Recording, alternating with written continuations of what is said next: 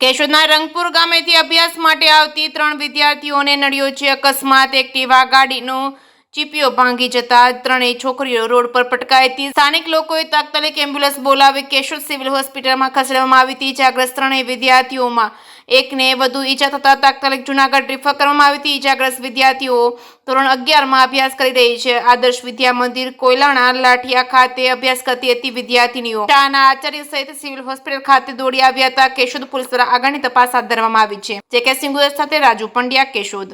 श्री आदर्श विद्या मंदिर कोयलाना लाठिया ना principal Goswami HV आज रंगपुर थी अमारी विद्यार्थिनीओ आवती थी एमां रेलवेना पुल पासे तेनो चीपियो भांगी जवाथी अकस्मात थयो छे।